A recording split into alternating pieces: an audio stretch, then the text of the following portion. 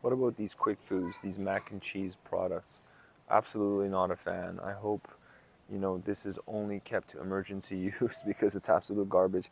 Look at the ingredient list, right? We got wheat flour, we got palm oil, we got corn, syrup. This is not even food. It's literally chemicals.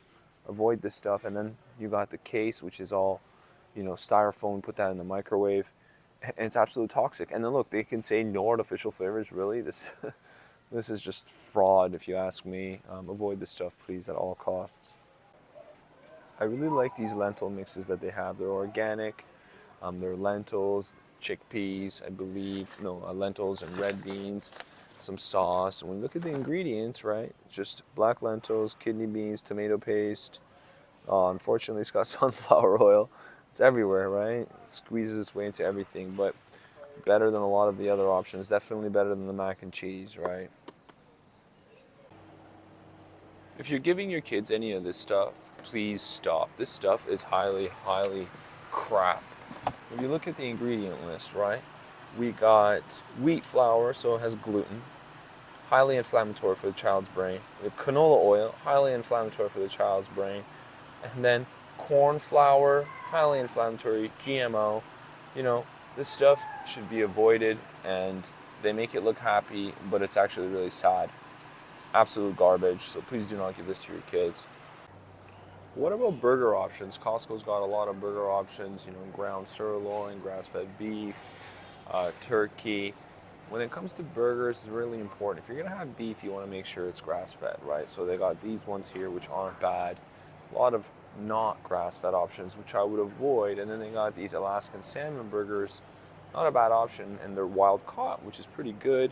Hopefully they haven't been fried in any oil.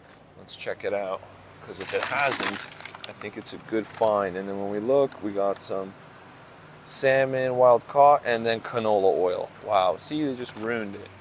So you just got to take a look at these oils that are being used in these foods, because you want to keep the vegetable oils to a minimum as much as possible. And then we got the Beyond Burger. Well, I really think this should be avoided. It's highly, highly inflammatory. When you look at the ingredients, let's take a look. We see pea protein, canola oil again, and pea needs to be organic or it's highly toxic. And canola oil, as I said, highly inflammatory. So, I'd much rather have an organic, grass-fed, real burger over this.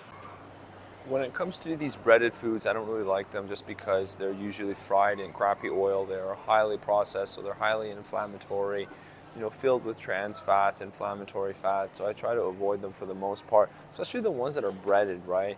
Really, really suspicious if it's got breading in it. For example, let's take a look at this tempura shrimp. Let's see what type of oil they used here. When we look, we see they've used soybean. No, where does it say the oil they used? There it is, soybean oil, safflower oil, right? Highly inflammatory oils you want to make sure you're avoiding.